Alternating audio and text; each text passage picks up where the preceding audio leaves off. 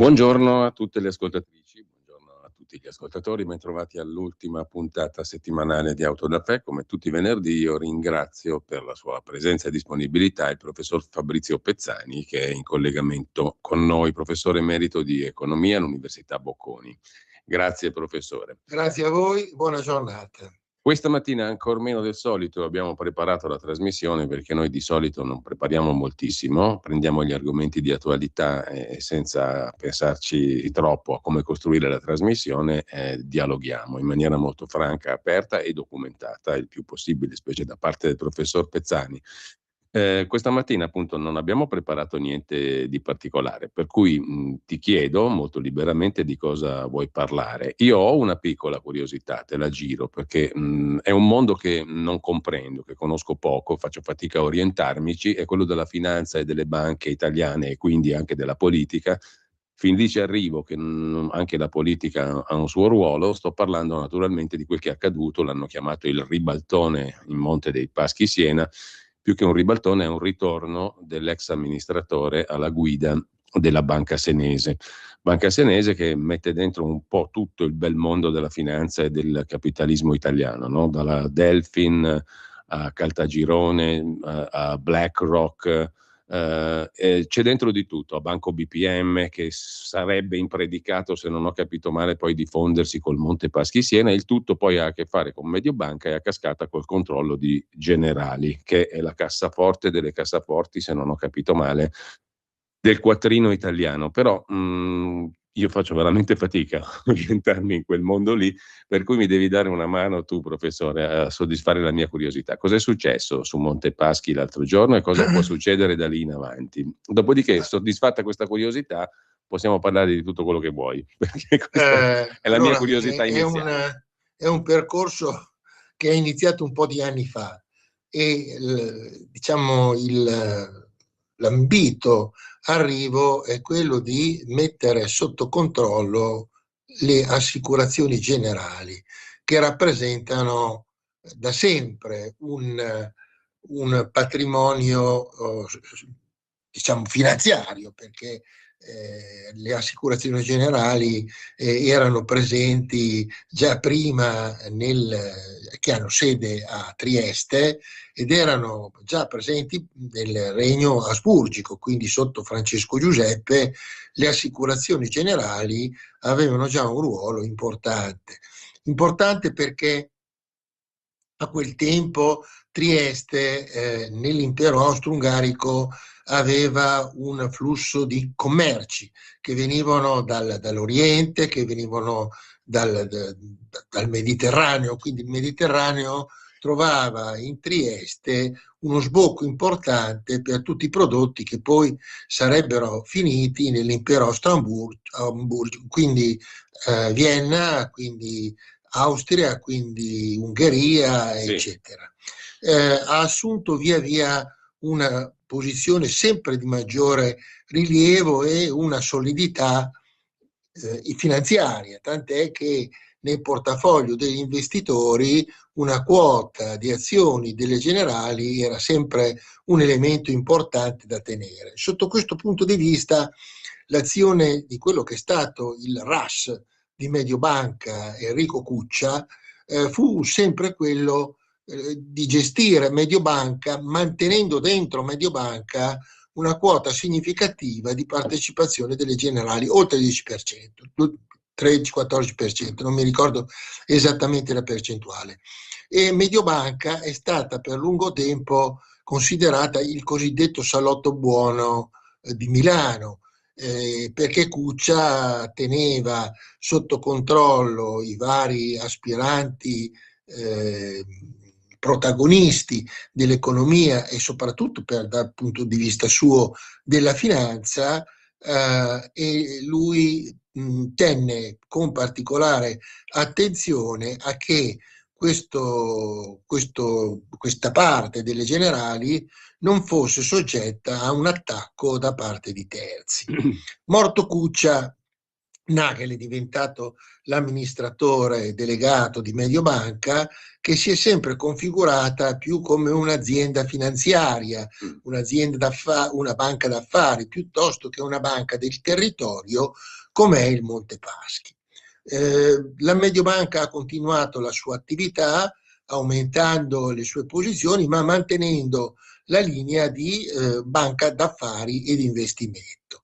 Il Monte Paschi ha passato 1000 vicissitudini, è stato risanato di fatto dal governo italiano, quindi noi abbiamo risanato il Monte Paschi immettendoci una quota importante di risorse finanziarie sottratte ai bisogni del paese su altri fonti, e il Monte dei Paschi è stato via via riportato in bonis. Ebbe una disgraziata avventura quando il presidente era Mussari e comperò una quota azionaria, comperò una banca, Anton Veneta, giusto? Comperò l'Anton Veneta, sì, per una cifra spropositata, sì, per una cifra spropositata. E questo creò dei problemi, poi ci furono delle istanze, insomma, per farla breve, il Monte Paschi è ritornato in una posizione in bonis. Che cosa ha suscitato il Monte Paschi?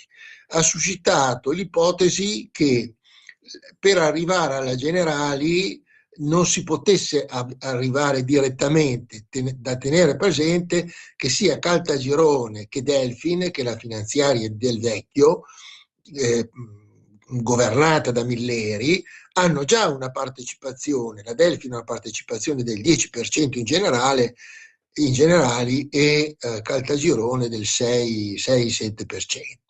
Quindi a queste era importante aggiungere la quota significativa di Mediobanca, e quindi tutto il processo è stato funzionale non tanto a ottimizzare le performance di due banche, ma le due banche sono state usate, fra virgolette, per favorire l'acquisizione della partecipazione di controllo delle Generali. In questa operazione è intervenuto anche l'Unicredito indirettamente. L'Unicredito ha fatto una scalata ostile alla Banca Popolare di Milano, sì, e qui è avvenuto un intervento del governo che ha bloccato, a mio parere impropriamente, la scalata, invocando il Golden Power, cioè l'azione che il governo può mettere quando un investimento risulta da parte soprattutto straniera dannoso per l'economia italiana. Sì. Ora, in realtà si trattava di due realtà italiane, perché l'Unicredito è italiana e la Banca Popolare di Milano è italiana. Si potrebbe dire che l'Unicredito è partecipata per una percentuale importante dai fondi tipo Vanguard e tipo BlackRock, per cui una parte di questi fondi, che sono comunque presenti in quasi tutte le banche italiane, nell'Unicredito è il secondo, terzo azionista, come lo è in Banca Intesa, BlackRock, ma contemporaneamente c'è anche Vanguard. Che cosa è successo? Che si è sviluppata una cordata di Caltagirone, Milleri, la Banca Popolare di Milano e il Ministero, sì, dell'Economia e Finanza. Questa cordata è arrivata a avere la maggioranza nella Banca Monte Paschi, e di lì è stata lanciata un'OPA aggressiva nei confronti di Mediobanca. Quindi l'obiettivo era: acquisiamo Mediobanca per arrivare alle Generali, e quindi una volta arrivati ai Generali il nostro percorso è stato fatto. In realtà, che cosa c'è da dire? Che questa posizione mirava a un obiettivo delle Generali, ma non mirava alla ricerca di una ottimizzazione della fusione fra Mediobanca e Monte dei Paschi.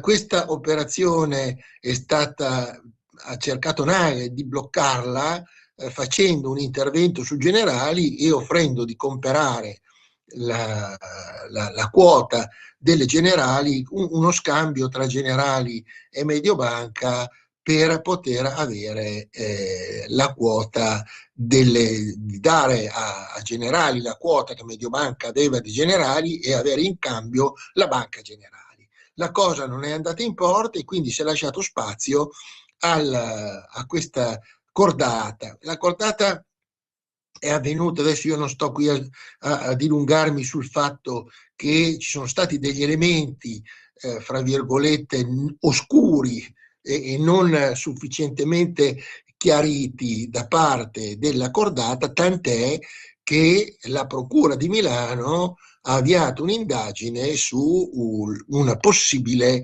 operazione incordata da parte degli azionisti. Questo ha portato quindi alla sospensione per adesso da parte della Procura di Milano di un giudizio che deve essere ancora emesso nei confronti di questa, fra virgolette, cordata, e nel frattempo, realizzato l'acquisizione di Mediobanca, si è posto il problema di ridefinire i vertici dei Montepaschi. A questo punto Lovaglio, che aveva contribuito, che era di Unicredito peraltro, e aveva lavorato prevalentemente in Polonia, ha contribuito al risanamento Montepaschi e aspirava a diventare nuovamente l'amministratore delegato di Montepaschi, contro la volontà di Caltagirone, che voleva al suo posto Palermo, e ha spinto i vertici di Montepaschi a licenziare Lovaglio, a smettere il rapporto con Lovaglio. E quindi l'ipotesi di Caltagirone era quella di andare avanti. Non si è mai capito poi, a un certo punto in poi, il governo che posizione avesse assunto. Prima era certamente favorevole alla cordata Caltagirone, Milleri, Banca Popolare di Milano. Poi nell'assemblea di assegnazione, di definizione del nuovo consiglio di amministrazione, il governo, che ha il 4,5%, ha rinunciato a partecipare alla votazione. Dalla votazione che cosa è emerso? È emerso che Lovaglio è stato riguadagnato dei consensi, si è portato dalla sua parte sia BlackRock che il fondo norvegese, e forse anche grazie all'aiuto di Grilli il consenso di BlackRock, no? Come abbiamo detto. A questo punto Vanguard però è rimasto su Caltagirone, quindi i due fondi che sono collegati ma si capiscono fra di loro, uno è rimasto con BlackRock, con Lovaglio, e l'altro, Vanguard, è andato con Caltagirone. Il risultato è stato che Lovaglio, contrariamente alle aspettative, è riuscito a portare la sua lista alla maggioranza, grazie anche al fatto che la quota di Delfin del 17% di Montepaschi, che si pensava votasse per Caltagirone, ha votato invece per Lovaglio, e quindi questo ha fatto saltare tutto l'impianto messo in piedi da chi? Da Caltagirone, Lovaglio, Milleri, e questo la procura ci dirà quali sono i risvolti. Certamente tutta questa operazione, che è stata messa in piedi con un obiettivo molto particolare, quella di prendere le generali, questo obiettivo è saltato e contrariamente a quello che voleva Caltagirone, Lovaglio ha già annunciato che procederà alla fusione tra Monte dei Paschi e Mediobanca. Questo perché? Perché in questo modo si creerebbe una banca che è più simile, per fare un paragone, a JP Morgan Chase, cioè una banca che sta sul territorio ma contemporaneamente svolge attività finanziaria nel territorio e anche all'estero. Quindi questa è un'operazione, fra virgolette, che non è andata come quelli che l'avevano, non è andata come volevano quelli che l'avevano messo in pista. Questa è la realtà dei fatti.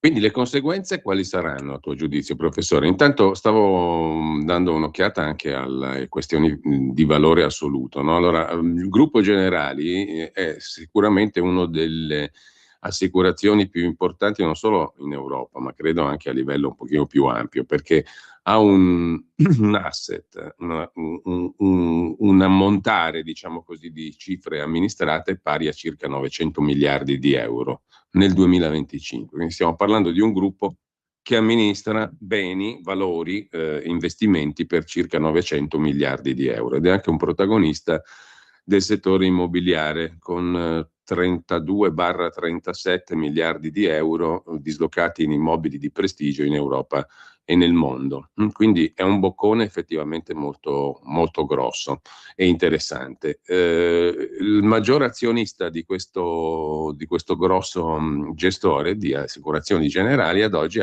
è appunto proprio il gruppo Monte dei Paschi, no, professore? Tramite Mediobanca. Monte dei Paschi di Siena che vede come primo azionista Delfin, come ricordavi tu, cioè gli eredi del vecchio. Secondo azionista Francesco Gaetano Caltagirone. Se uno dovesse andare a guardarsi gli azionisti ritrova sempre gli stessi nomi.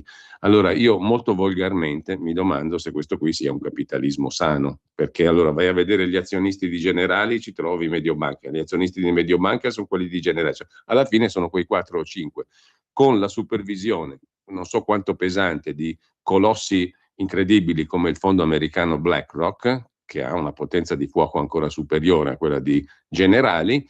Che cosa ci fanno questi qui insieme ai soliti salotti noti, salotti buoni, più o meno buoni dell'Italia che conosciamo da sempre, perché alla fine gira che ti rigira sono sempre quelli gli azionisti, no? E Delfin, e Caltagirone e il Ministero dell'Economia, magari c'è entrato il banco BPM, ecco l'unica novità, non ho capito chi sia, è questo imprenditore che ha vinto ieri appunto a Montepaschi con la sua lista, Pierluigi Tortora, un imprenditore di Cesena del settore energie rinnovabili, residente a Lugano, che ha messo insieme la cordata vincente, Delfin, BlackRock, BPM, PLT Holding, eccetera. Quello che ha vinto con l'Ovaglio, insomma. Ecco, è una situazione sana. E che cosa ci fa BlackRock in tutto questo?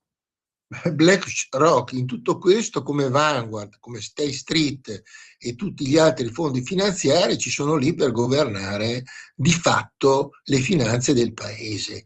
E questo è un aspetto molto particolare perché, come abbiamo avuto modo di dire spesso in questa trasmissione, la finanza ha assunto una posizione di comando, non soltanto nel settore finanziario, ma con la finanza una posizione di comando anche sulla evoluzione delle politiche dei singoli stati. Quindi nel momento in cui io sono azionista delle più importanti banche di un paese, detengo una quota delle buoni del tesoro del paese, beh, evidentemente io posso fare delle operazioni di destabilizzazione del paese, come è stato fatto nel 2011 quando al governo c'era Berlusconi. Quindi l'operazione di destabilizzazione che venne fatta nel 2011 fu un'operazione fatta a tavolino, quando in realtà l'economia italiana non era nelle condizioni di essere condannata in quel modo, insomma, per cui l'operazione fu un'operazione conseguente agli attacchi dell'anno precedente alla Grecia, al Portogallo, all'Irlanda e poi alla Spagna prima dell'Italia nel 2011, fu una strategia completa organizzata dai fondi finanziari per avere una rilevanza nelle decisioni dell'Europa e nei confronti dell'euro. Quindi BlackRock è, fra virgolette, un decisore nei nostri confronti. Nel 2011 che cosa hanno fatto? Hanno fatto un'operazione banditesca perché hanno cominciato a buttare sul mercato di colpo, si poteva operare senza limiti, cioè fuori, senza dover necessariamente averli, quindi hanno venduto, ha partecipato al banchetto sui titoli italiani anche la Deutsche Bank, no? E hanno buttato sul mercato, hanno venduto una quantità di titoli di Stato che il mercato non è riuscito ad assorbire, e questo ha generato una riduzione del prezzo dei titoli di Stato italiani. Poi che cosa è successo? Che dovendoli andare a ricomperare perché li avevano venduti allo scoperto, cioè senza averli, li sono dovuti andare a ricomperare, e ovviamente li sono andati a ricomperare a un prezzo più basso di quel prezzo a cui li avevano venduti, e lì c'è stata la prima tosatura delle pecore. Poi Appena si è verificato il secondo, hanno fatto la seconda tosatura delle pecore e nel giro di un mese, lo spread italiano è salito alle stelle e la valutazione del rating del paese è deteriorato dalla AB a BB meno, eccetera. Quindi è stata tutta un'operazione fatta a tavolino, operazione che non è riuscita ad essere colpita, e anche qua si dimostra la forza del potere di interdizione a livello anche dal punto di vista dell'esercizio legislativo, della condanna, no? Quindi c'è stato il procuratore a Lecce che ha indagato su Standard & Poor's accusandolo di avere partecipato a un'operazione di declassazione del paese. Standard & Poor's è andata a processo, sono andati a testimoniare anche persone importanti come Prodi, Monti, eccetera, e pur avendo le ragioni, tutte le ragioni per dimostrare che Standard & Poor's assieme a BlackRock e gli altri avevano fatto queste operazioni, Standard & Poor's è stata assolta dal Tribunale di Lecce. Quindi la operatività dei fondi finanziari è quella di poter governare le politiche dei paesi. Allora, hanno un potere enorme, per esempio, sul governo degli Stati Uniti, cioè la finanza che governa il mondo governa gli Stati Uniti. Quindi questo è un problema grandissimo, e cioè la finanza a partire dal 71, io la definisco la rivoluzione finanziaria, ha sostituito l'economia. Nessuno parla più di economia, nessuno più studia l'economia, si studia la finanza, ma la finanza è un derivato dell'economia, e hanno trasformato l'economia in finanza, quindi hanno trasformato una scienza sociale che è imprevedibile in una scienza che è esatta. Quindi i Nobel assegnati nel 94, nel 97, eccetera, che ti affermano che la finanza, i mercati finanziari, Lucas 1994 premio Nobel, dice i mercati finanziari sono razionali e non sbagliano mai nell'allocazione delle risorse, perché a parità di informazioni i decisori decidono allo stesso modo. Questo è un falso razionale, perché i mercati razionali non sono a conoscenza di tutti, perché la conoscenza di tutti si è nella concorrenza perfetta, che non esiste. Poi a parità di condizioni esiste il libero arbitrio, quindi è una dominanza, fra virgolette, usuraia. Io ho usato il termine macro usura sostanzialmente, no? Cioè di un'usura esercitata al di sopra dei paesi. Cioè ecco, questo a livello internazionale, no?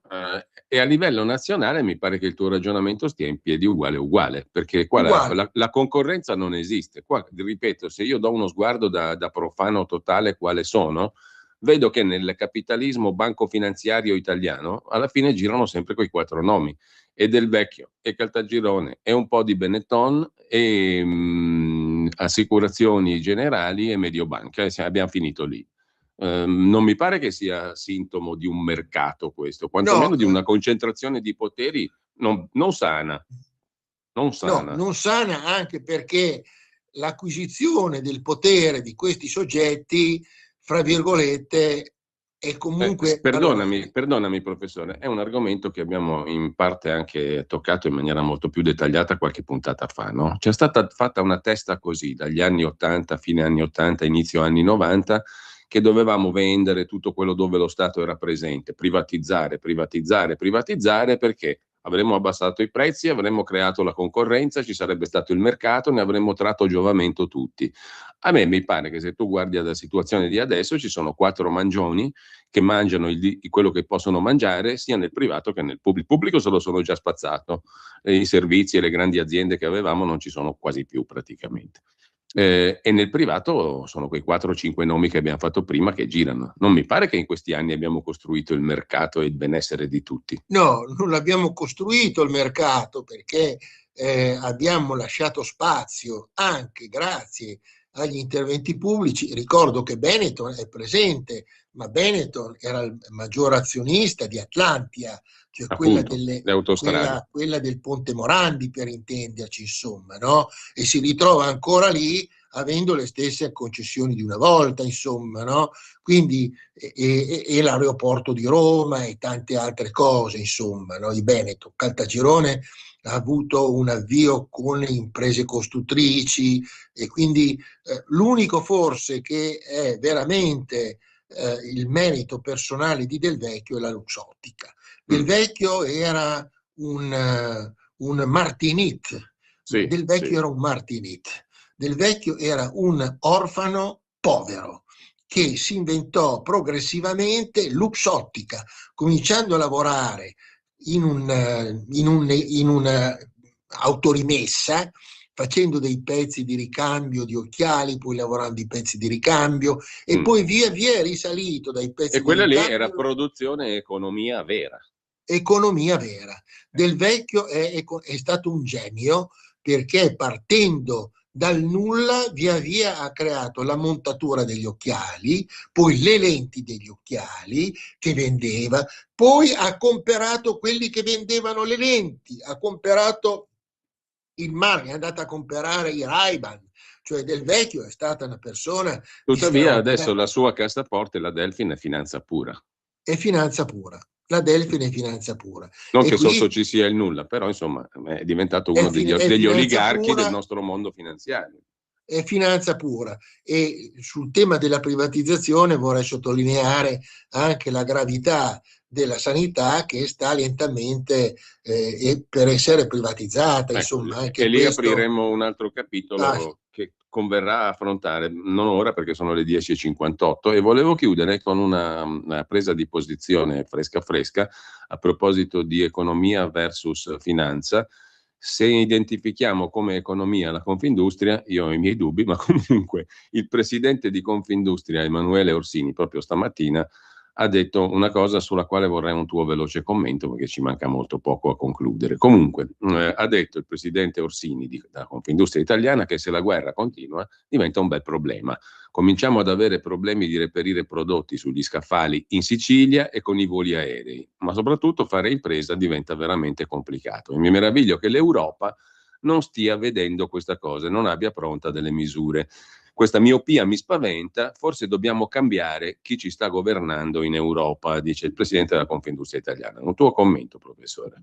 Mattò, l'ha scoperto adesso, sai, ma dai, ma dai, ma dai. Cioè, voglio dire, sono anni che anche in questa trasmissione diciamo che il vero problema non sono economici e tecnici, ma sono problemi di uomini. Quando tu hai una Ursula von der Leyen che sia pecorata di fronte a Biden e di fronte a Trump ha detto di sia tutto incapace di capire che l'Europa deve avere un suo ruolo. E adesso che Trump ci ha mandato a quel paese tutti da Starmer a Macron e financo la Meloni, no? A questo punto scopriamo che la von der Leyen non è adatta. Io l'ho scritto, l'ho detto in mille modi possibili, Sì, la infatti, von der Leyen, allora bisognerebbe che Orsini promuovesse un impeachment nei confronti della Ursula von der Leyen. Allora, ha dei problemi, faccia un impeachment per mettere giù la von der Leyen. Non è che, d'altro canto, attenzione, il problema industria è peggiorato con la guerra dell'Iran, ma non è che prima fosse meglio. Non è che prima fosse certo, meglio, perché certo, sono un paio d'anni che stiamo certo, certo, boccheggiando. certo. Quindi non è E che la come guerra con l'Iran. dovremmo affrontare ben altri problemi strutturali, come tu hai spesso sottolineato, no? Non è che abbiamo scoperto che con la guerra con l'Iran siamo deboli. Comunque, professore, fammi fare una battuta conclusiva, forse una battutaccia, non lo so. Scaricata, come dicevi tu, da Trump, la Presidente del Consiglio italiana si butta sulla Francia. Oggi è attesa nel pomeriggio a Parigi, dove parteciperà alla conferenza sulla navigazione marittima nello stretto di Hormuz, che tutti conoscono ormai. Professore, la battuta io la chiudo qui, non abbiamo più Mi tempo. sembra la storia del re Travicello. Bene, per chi non se la ricorda è facilmente recuperabile. Grazie al professor Grazie a Fabrizio voi tutti. Spezzani. E un saluto a tutti coloro che ci hanno seguito. Un grande abbraccio a tutti voi. Grazie ancora davvero. E speriamo di aver colto la vostra attenzione. Penso di Arrivederci. sì.